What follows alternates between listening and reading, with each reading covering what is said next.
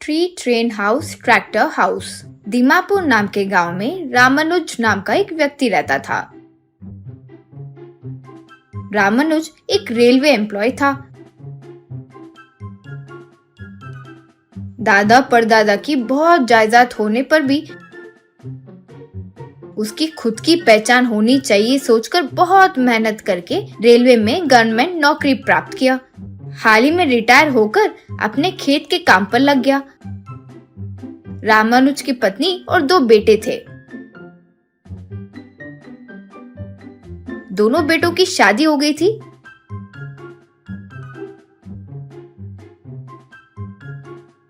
लेकिन बेटे कोई काम नहीं करते थे और पिता की जायदाद पर डिपेंड होकर जीते थे।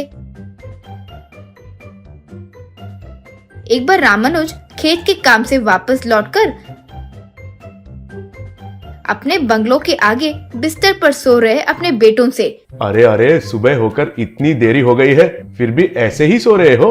उठो, मुझे देखो, सुबह सुबह उठकर खेत का काम देख कर आ रहा हूँ। वहाँ खेत में कीड़े मारने वाली दवाई सही से नहीं डाल रहे हैं और एक भी काम ठीक से नहीं कर रहे हैं। तुम 2 लोग हो, पढ़ाई ठीक से नहीं किया, कम से कम खेत का काम ठीक से करोगे, जायदाद को बचाओगे सोचा, तो वो भी नहीं करते हो।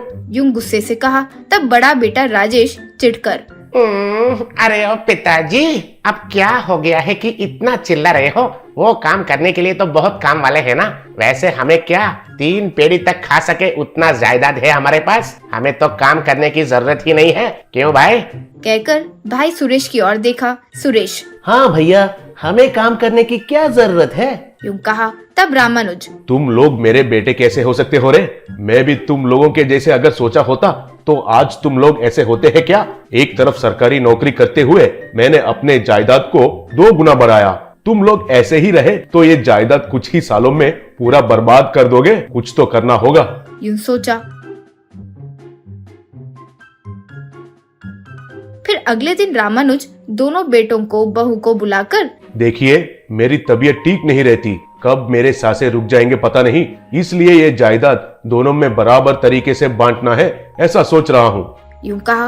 वो कहते ही राजेश, अरे वाह पिताजी, कितने दिनों के बाद एक अच्छी बात बताए हैं। यूं कहा। वो सुनकर उनकी माँ, रे रे, एक तरफ पिताजी की तबीयत ठीक नहीं है तो वो बिना सोचे जायदाद की बात करके उछल रहे हो, क्या बेटे हो रहे तुम लोग, छी। तब सुरेश, अरे माँ, पिताजी की उम्र हो गई है, आज नहीं तो कल मरना ही तो है। यूं कहा। वो सुनकर उसकी माँ को और गुस्सा आया। तब रामानुज, रुको रुको, इतना जल्दी खुश क्यों हो रहे हो? ये जायदाद पूरा तुम्हारे नाम पर लिखना है तो मेरा एक शर्त है। तब सुरेश, क्या शर्त है पिताजी?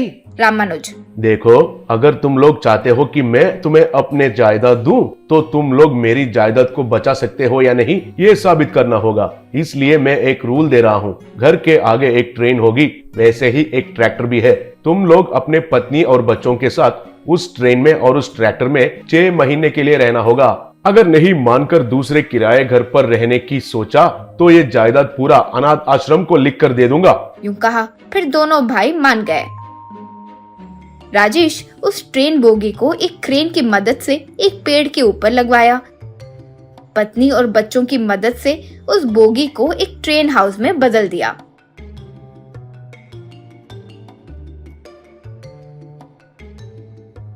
दूसरी तरफ सुरेश वो ट्रैक्टर लेकर उस पर पत्नी बच्चों की मदद से एक वुडन हाउस बनवाया। जब भी बारिश होती तो उस ट्रेन बोगी में पानी आ जाता था।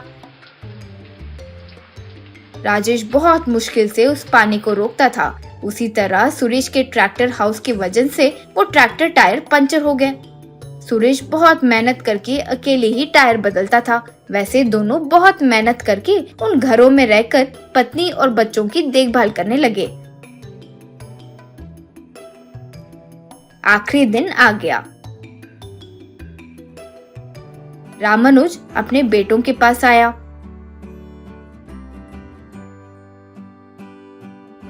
राजेश सुरेश से रामानुज, शाबाश, मेरे बेटे हो, ये साबित कर दिखाया रे।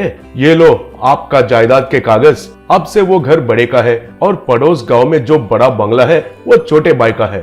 खेत भी दोनों में बराबरी से बांटा हूँ। यूं कहा। तब राजेश, नहीं पिताजी, इतने दिन हम लोग आप पर निर्भर होकर जिए हैं, लेकिन अब हमें खुद के बनाए इस घर में बहुत खुशी हो रहा है। बच्चे जब भूखे होते हैं तो कोई भी काम करके उनकी भूख मिटानी है सोचकर मजदूरी का काम भी किया है। बच्चों के लिए एक पिता का किया गया त्याग हमें समझ में आ गया है। यूं कहा सुरेश। हाँ पिताजी, हमें अब ये ट्रैक्टर हाउस ट्रेन हाउस में रहने में ही खुशी हो रहा है। तब रामानुज, इसलिए बच्चों मैंने ये शर्त लगाई थी, तुम लोग इन घरों को छोड़ने की जरूरत नहीं है। हमारे घर पर रहकर खेत का काम देखकर कभी कभार बच्चों के साथ अच्छा समय बिताने के लिए यहाँ आ जाना। बहुत लोग हमारे ऊपर भरोसा करके जी रहे हैं ना, हमें उनको भी देखना होगा। यूं कहा। सब बहुत खुश हो गए।